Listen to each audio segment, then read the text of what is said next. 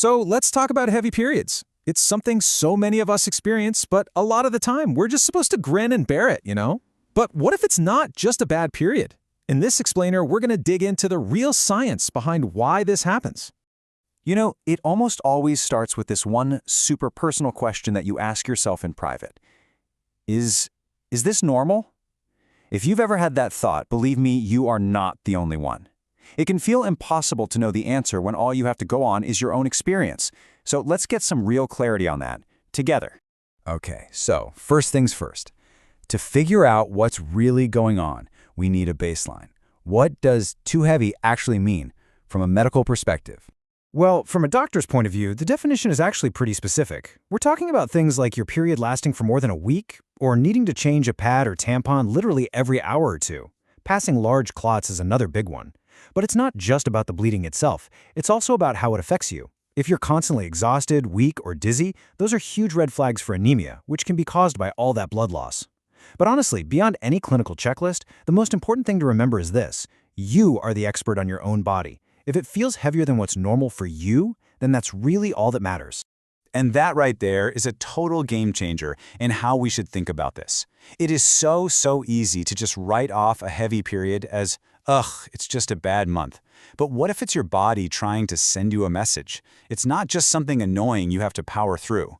It could be a really important clue about your overall health. So, what could actually be causing this? Well, the most common reasons usually fall into three big categories. And breaking it down like this makes the whole thing a lot less confusing. Okay, category number 1, hormones. You know, those super powerful chemical messengers that are basically running the show in our bodies. A hormonal imbalance is one of the most common culprits.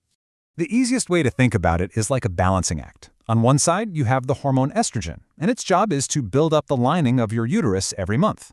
Then, progesterone comes in to make that lining stable and secure. But what happens if that balance gets thrown off? Say you have too much estrogen or not enough progesterone, which happens a lot with conditions like PCOS. Well, that lining can just keep building and building, getting way too thick and unstable.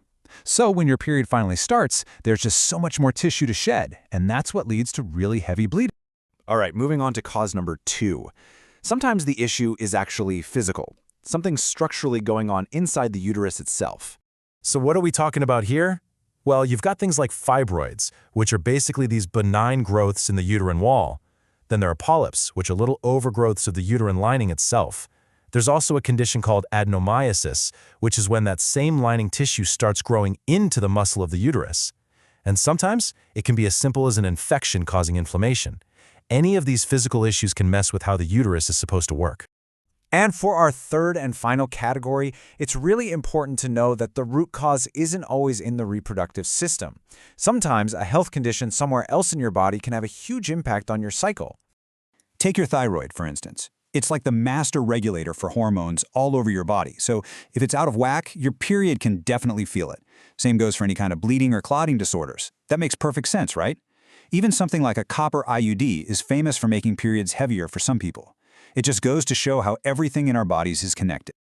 Okay, deep breath. I know that was a ton of information. And looking at that list, you might be thinking, wow, okay, so it could be literally anything. It can feel a little overwhelming. But don't worry, this is where we pivot. We're going to go from talking about all the what's to the much more important how. As in, how on earth do you and your doctor figure out which one it is? So let's pull back the curtain on how doctors actually figure this stuff out. It's not some big scary mystery, I promise. It's actually a pretty logical, step-by-step process to get to the bottom of it. It almost always starts with the simplest thing. Just talking. You and your doctor, having a conversation about your symptoms and your history. Based on that, they might suggest an ultrasound. It's a fantastic tool for spotting any of those physical things, like fibroids or polyps.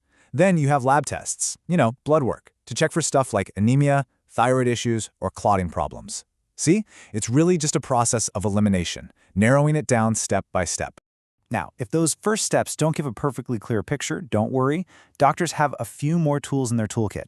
They might want to take a tiny sample of the uterine lining. That's called a biopsy. Or they might use a procedure with a tiny camera, called a hysteroscopy, to literally get a direct look inside. These can give the crystal clear answer needed to move forward.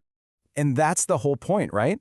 Because once you finally have that answer, you can get to the really important part, finding a solution that works.